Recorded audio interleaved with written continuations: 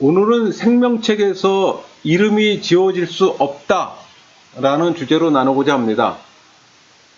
생명책에서 성도의 이름이 지워질 수 있다는 설교를 듣고 제 강의 한 번 구원은 영원한 구원이다와 대치된다고 하면서 설교하신 목사님이 인용하신 설교 본문의 재해석과 말씀에 근거한 보충 설명을 부탁받았습니다.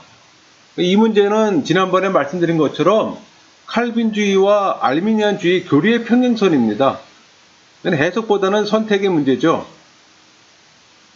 그 설교하신 목사님의 강론에서 구원은 은혜로 말미암아 믿음으로 받는 것이지만 삶의 여정에서 율법에 대한 순종의 여부에 따라 그 받은 구원을 상실할 수도 있음을 설교하고 그 성경 근거를 출애굽기 32장, 시편 69편, 계시록 3장 5절, 빌립보서 2장 12절 이 네 구절을 인용했다고 합니다. 인용한 성경 구절들은 그 자체로 부분적으로 살펴보면은 생명책에서의 지워짐, 또 구원 상실의 가능성을 시사하는 듯한 일면도 있습니다. 그러나 바른 성경 해석은 언제나 문맥 내지는 동일한 주제를 총체적인 계시의 관점으로 접근해서 해석해야 합니다. 이것을 다른 말로 문법적 해석 방법, 역사적 해석 방법, 신학적 해석 방법이라고 우리 보통 얘기를 합니다. 이런 방법을 통해서 성경을 해석을 할 때 올바른 해석이 되겠죠? 여러분, 생명책에 기록된 성도의 이름이 지워질 수도 있다는 그 주장에 대한 여부를 확인하기 전에 먼저 생명책에 성도의 이름이 기록되었다는 사실과 그것이 의미하는 바가 무엇인지 먼저 확인하도록 하겠습니다. 빌립보서 4장 3절에는 성도들의 이름들이 생명책에 기록됐다고 언급합니다. 또 누가복음 10장 20절에서 예수님은 귀신의 항복보다 제자들의 이름이 하늘에 기록된 것을 기뻐하라고 지금 말씀하십니다. 이 말은 하늘 생명책에 제자들의 이름이 기록되어 있음이 증명되는 얘기이기도 해요. 또 이사야 4장 3절에도 하나님의 백성들 이름이 하늘에 기록되어 있음을 동일한 관점에서 표현하고 있습니다. 또 계시록 20장 15절에는 하나님의 종말론적 심판에서 생명책에 기록되지 못한 사람들이 불못 곧 둘째 사망에 처해질 것에 대해 지금 엄히 경고하고 있습니다. 이렇게 성경은 여러 구절에서 하나님 백성들의 이름이 하늘 생명책에 기록되어 있음을 지금 분명히 밝히고 있습니다. 그렇다면 설명한 것처럼 성도의 이름이 생명책에 기록됐다는 사실이 의미하는 바가 무엇일까요? 이것은 예수님 구속사역 안에서 베푸시는 그 하나님의 구원의 확실성, 구원의 안정성, 구원의 영원성을 가리킵니다. 다시 말해서 생명책에 이름이 기록된다는 사실은 구원의 보증에 대한 하나님의 인침을 구체적인 방법으로 지금 표현하고 있는 내용이에요. 그러니까 성도의 구원은 예수 그리스도 안에서 확실하고 또 안전하며 영속적으로 유효한다는 확증의 표시이기도 합니다. 그러면 언제 성도의 이름이 하늘 생명책에 기록됐을까? 그런 질문을 할 수 있잖아요. 에베소 기자는 1장 4절에 창세전에 그리스도 안에서 기뻐하시는 뜻을 따라 사랑으로 우리를 택해 주셨다고 말합니다. 또 디모데후서 1장 9절에서 디도서 1장 2절에서도 영원전부터라고 설명합니다. 다시 말해 성도의 이름이 창세전에 하늘 생명책에 기록됐다는 사실입니다. 그러니까 하나님의 절대 주권적인 선택의 원리에 의해서 이루어진 일이죠. 그러니까 일부 특정된 사람들을 하나님의 뜻에 따라 은혜로 구원해 주실 것을 영원전부터 이미 예정하셨음을 가리킵니다. 로마서 9장 말씀 볼까요? 그 자식들이 아직 나지도 아니하고 무슨 선이나 악을 행하지 아니한 때에 택하심을 따라 되는 하나님의 뜻이 행위로 말미암지 않고 오직 부르시는 이로 말미암아 서게 하려 하사 리브가에게 이르시되 큰 자가 어린 자를 섬기리라 하셨나니 기록된 바 내가 야곱은 사랑하고 에서는 미워하였다 하심과 같으니라. 지금 로마서 기자는 인간의 이성과 경험을 뛰어넘는 하나님의 선택적 구원의 경륜을 이삭의 쌍둥이 아들 에서와 야곱의 경우를 들어 좀 설명하고 있습니다. 그러니까 본문에서 알 수 있듯이 하나님의 선택적 규례의 요건은 우리 행위 여부에 있지 않아요. 오직 부르시는 하나님의 뜻에 있습니다. 에베소서 2장 8절 9절 볼까요? 너희는 그 은혜에 의하여 믿음으로 말미암아 구원을 받았으니 이것은 너희에게서 난 것이 아니요 하나님의 선물이라. 행위에서 난 것이 아니니 이는 누구든지 사랑하지 못하게 함이라. 이 말씀처럼 하나님의 편에서 일방적인 은혜와 사랑에 근거하고 있다는 사실입니다. 그러니까 에서와 야곱의 경우 먼저 된 자가 나중 된 자를 섬길 수밖에 없음이 하나님의 절대 주권적인 선택 원리에 근거합니다. 그리고 이 원리는 모든 인류에게 동일하게 적용된다는 것이 성경의 일관된 증언이에요. 성도의 이름이 행위와 무관하게 하나님의 뜻에 따라 예수님 안에서 생명책에 기록됐다는 점과 그 시점이 창세 전이라는 사실을 우리는 확인했습니다. 그렇다면 이 두 요소들이 총체적으로 시사하는 바가 무엇일까 생각해 볼 수 있잖아요. 그것은 구원의 절대의 확실성과 구원의 안정성, 구원의 영원성에 대한 하나님의 인침입니다. 동시에 어떤 이유로도 상실되거나 취소될 수 없는 하나님의 영속적인 보증을 강력히 뒷받침합니다. 그 앞에서의 그 결론을 근거로 오늘 제기된 주제로 들어가겠습니다. 성도의 이름이 생명책에서 지워질 수 있다는 근거 구절들이 의미하는 바를 한번 살펴보겠습니다. 출애굽기 32장 32절 33절 그러나 이제 그들의 죄를 사하시옵소서. 그렇지 아니하시오면 원하건대 주께서 기록하신 책에서 내 이름을 지워버려 주옵소서. 여호와께서 모세에게 이르시되 누구든지 내게 범죄하면 내가 내 책에서 그를 지워버리리라. 여러분, 이 말씀의 그 배경은 지금 모세가 시내산에서 40일간 머물면서 하나님께 율법을 수여받는 동안에 시내산 아래에서는 이스라엘 백성들이 모세가 늦게 내려오니까는 그걸 핑계로 아론을 좀 충동질해서 황금 송아지상을 만들어 예배하는 우상 숭배 사건에 관련된 내용입니다. 또 이 일로 하나님께서는 이스라엘 백성들을 진멸하시고자 지금 진노하시는 거고, 이때 모세가 이를 적극 만류하면서 간청하는 가운데 탄원하는 내용이에요. 출애굽기 32장 32절 그러나 이제 그들의 죄를 사하시옵소서. 그렇지 아니하시오면 원하건대 주께서 기록하신 책에서 내 이름을 지워버려 주옵소서. 여기서 기록하신 책에서 모세의 이름을 지워달라는 기도의 본뜻은 문자 그대로 생명책에서 모세의 이름을 지워달라는 의미가 아닙니다. 불가능한 사실을 근거로 이스라엘 백성들의 죄를 용서해달라는 모세의 자기 희생적 간절한 마음을 표현하는 내용이에요. 예를 들면은 죽어가는 자녀를 바라보면서 내 생명을 담보 삼아 아이를 살려달라는 처절한 부모의 절규 같은 거예요. 물론 부모의 생명은 어떤 이유로도 담보가 될 수가 없습니다. 단지 아이를 살리려는 간절한 마음이 극단적인 언어의 표현을 통해 표출되고 있을 뿐이에요. 모세의 기도는 신약시대에 자기 동족 유대인들을 위해 중보기도하던 바울의 기도와 유사합니다.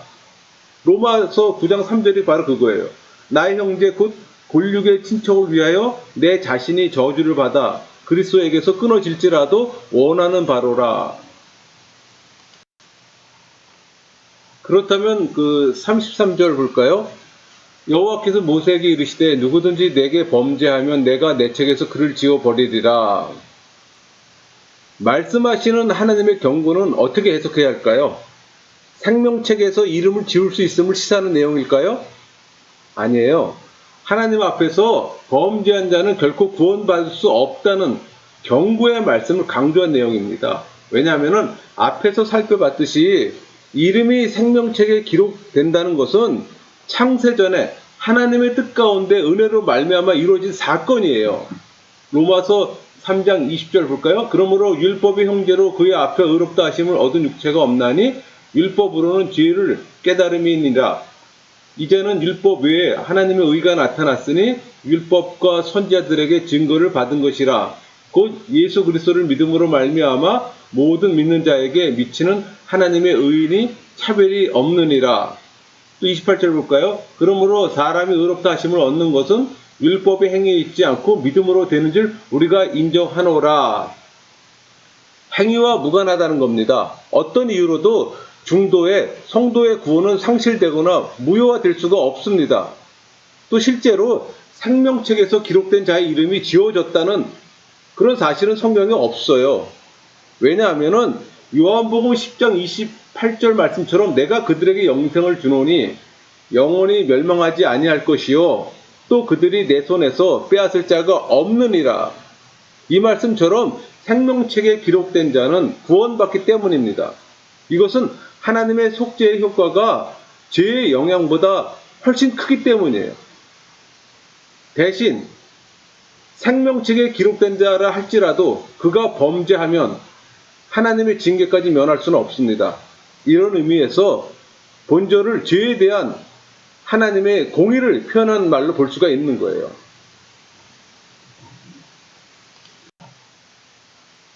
여러분, 구원받은 성도도 죄성은 여전히 본성 속에서 활동하고 있기 때문에 범죄할 수 있어요. 그러나 이때 성도의 범죄는 은혜로 말미암아 믿음으로 받은 구원을 결코 무효화시킬 수는 없습니다. 왜? 예수 그리스도의 속죄의 완전성과 영원성, 충족성 때문에요. 단지 그리스도 안에서 새롭게 회복된 하나님과의 교제를 일시적으로는 단절시킬 수 있습니다. 그러나 통회 자복하면 용서해 주시고 또 단절된 교제는 곧 회복됩니다. 시편 69편 28절 그들을 생명책에서 지우사 의인들과 함께 기록되지 말게 하소서. 다윗의 간청 또한 출애굽기 32장 33절과 동일한 관점에서 해석할 수 있습니다. 그러니까 본절에서 다윗은 자기의 대적자들을 생명책에서 지워서 의인과 함께 기록되지 못하게 해달라고 탄원하는 내용이잖아요. 여러분, 그러나 생명책에서 기록될 수 있는 사람들은 하나님의 택자들이에요. 무슨 얘기인가 하니 구원받은 성도들에 한해서만 기록된다는 얘기예요. 빌립보 4장 3절 볼까요? 또 참으로 나와 멍에를 같이 한 내게 구하노니 복음에 나와 함께 힘쓰던 저 여인들을 돕고 또한 글레멘도와 그 외에 나의 동역자들을 도우라. 그 이름들이 생명책에 있느니라. 누가복음 10장 20절 말씀 보죠. 그러나 귀신들이 너희에게 항복하는 것으로 기뻐하지 말고 너의 이름이 하늘에 기록된 것으로 기뻐하라 하시니라.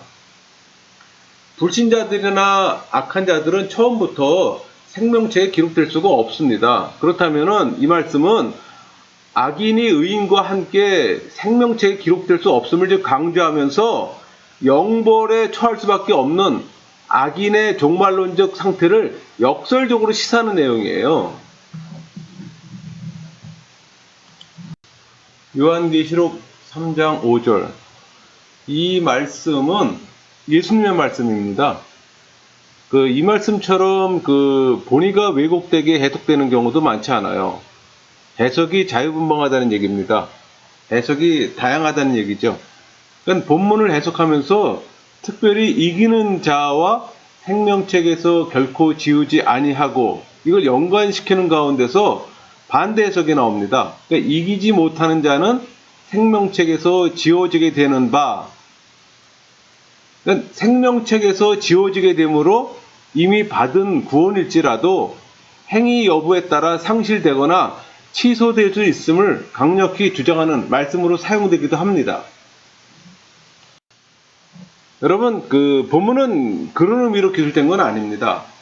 본문은 영적으로 지금 아사 직전에 놓여있는 사대교회, 그러니까 종교인으로 가득 찬 사대교회의 위선과 가식적 신앙을 질책하는 가운데 주신 한 가닥의 희망과 위로의 메시지예요. 그러니까 사대교회는 지금 주님의 시각으로 볼 때는 신앙인을 거의 찾아볼 수 없는 상태입니다. 영적 피폐 상태예요. 생명이 없는 죽은 교회를 지금 방불케 합니다. 그럼에도 사도교회에서 아직 신랄 같은 희망이 보이는 것은 그 옷을 더럽히지 않는 흰 옷을 입은 합당한 자 몇 명이 있다는 사실이에요. 그래서 이기는 자는 흰 옷을 입게 될 것을 강조해 촉구합니다. 예수님께서는 승리자에게 약속하신 것은 승리자를 생명이신 그리스도께서 결코 분리할 수 없음을 로마서 38절, 39절 우리 주 그리스도 예수 안에 있는 하나님의 사랑에서 끊을 수 없으리라. 이렇게 지금 표현했잖아요. 그러니까 처음부터 끝까지 예수님께 의존한 자는 하나님 나라에서 영원한 시민권을 허락하신다는 사실을 시사하는 내용입니다. 그렇다면은 본문에서 이기는 자가 가리키는 것은 무엇일까 하는 문제입니다. 생명책에서 지워지지 않기 위한 적극적 순종의 삶을 언급하는 걸까? 아니면 이미 받은 구원을 잃지 않기 위해 두렵고 떨리는 심정으로 지속적으로 율법의 요구에 순종해야 한다는 것을 의미하는 걸까? 두 가지가 다 아닙니다.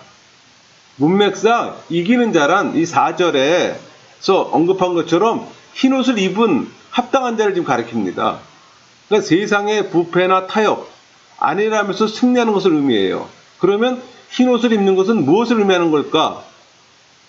그런 질문할 수 있잖아요. 그리스도인들이 그리스도의 구속의 피로 희게 되었습니다. 7장 14절의 표현이 그거예요. 어린 양의 피에 그 옷을 씻어 희게 되었느니라 하였느니라. 그러니까 교제를 통해 하나님의 거룩함과 영광을 닮아 하나님 나라에서 승리를 지금 약속받는 것을 이야기하는 거예요. 계시록 3장 18절 내가 너희를 권하노니 내게서 불로 연단한 금을 사서 부유하게 하고 흰옷을 사서 입어 벌거벗은 수치를 보이지 않게 하고 안약을 사서 눈에 발라 보게 하라. 지금 라오디아 교회의 영적 문제점과 해결책을 알려주시는 대목을 통해 이런 사실을 지금 확인할 수가 있습니다.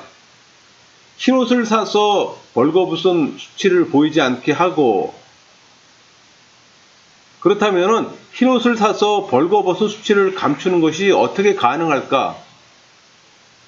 계시록 7장 14절에 그 답이 있습니다. 먼저 계시록 7장 9절 10절 먼저 좀 볼까요? 이 일 후에 내가 보니 각 나라와 족속과 백성과 방언에서 아무도 능히 셀 수 없는 큰 무리가 나와 흰옷을 입고 손에 종려 가지를 들고 보좌 앞과 어린 양 앞에 서서 큰 소리로 외쳐. 그런 모습이 지금 소개되고 있습니다.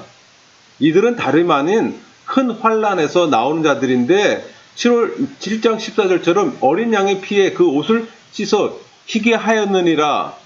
24장로 중 한 장로가 지금 알려주기는 내용입니다. 이 계시록 3장 5절에 이기는 자는 곧 흰옷을 입은 자입니다. 그러니까 예수 그리스도의 구속으로 제사함을 받은 성도들을 가리키는 거죠. 이것은 예수 그리스도를 믿음으로만 가능합니다. 행함이 아닙니다. 그러니까 이기지 못하는 자는 불순종하는 자로서 그 이름이 생명책에서 지워질 수 있는 것으로 본문을 잘못 해석한다면 하나님 본의를 왜곡한 철저한 자의적 해석과 편의적 적용일 뿐이지 그 이상 아무것도 아니에요. 우리 갈라디아서서 공부한 것처럼 갈라디아 교회에 만연되었던 그 복음을 빙자한 율법주의로서 결과론적으로 다른 복음에 불과할 뿐입니다. 빌립보서 2장 10절 볼까요? 그러므로 나의 사랑하는 자들아 너희가 나 있을 때뿐만 아니라 더욱 지금 나 없을 때에도 항상 복종하여 두렵고 떨림으로 너희 구원을 이루라. 이 본문에서 기자는 항상 복종하여 두렵고 떨림으로 너희 구원을 이루라. 빌립보 교회 성도에게 지금 강권하는 겁니다. 이것은 행위 여부에 따라 구원 상실의 가능성을 시사하는 내용이 아니에요. 문맥상으로 앞에 6절에서 11절 그 연속선상에서 이 본문을 바르게 해석할 수가 있습니다. 그러니까 12절만 딱 뽑아놓고 해석을 하면 바른 해석이 안 되는 거예요.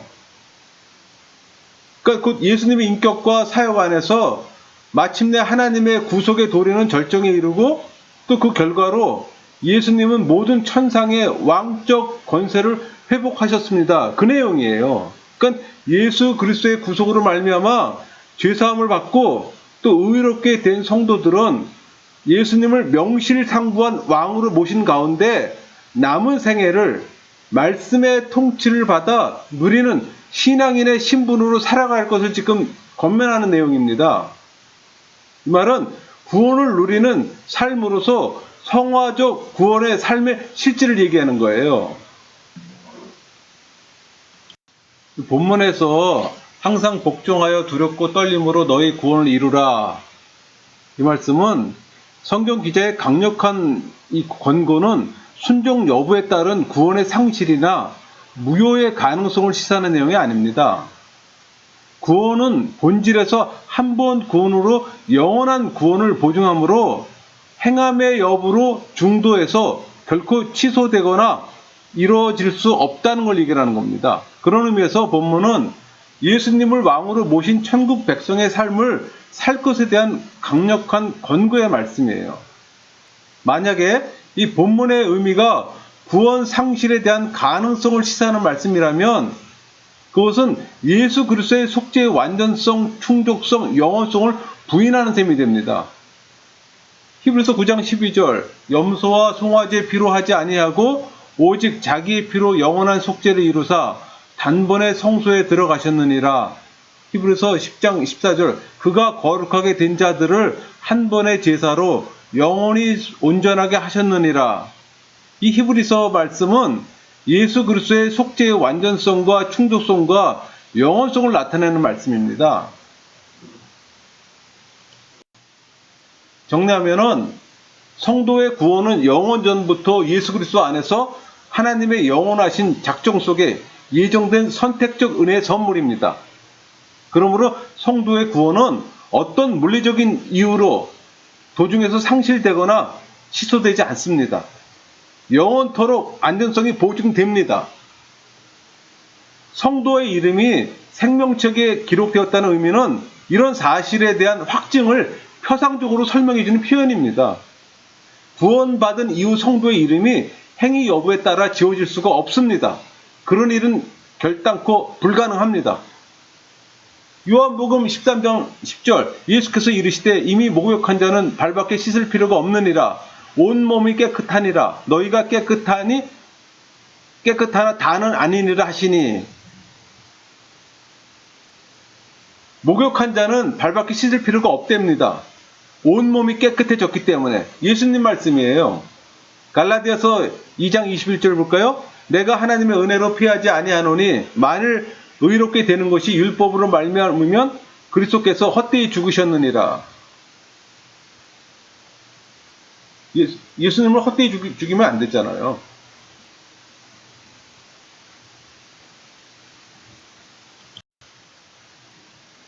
여러분, 특정 본문에 대한 왜곡된 해석은 정당한 해석 방법을 무시하거나 또 성경을 종합적 관점, 특별히 성경 신학적으로 해석할 수 있는 총체적 계시관의 어떤 결핍과 부족에서 비롯된다고 저는 봅니다.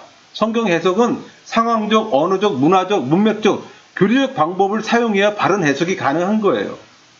저는 이 질문에 답을 작성하면서 떠오르는 성경 구절이 있었습니다.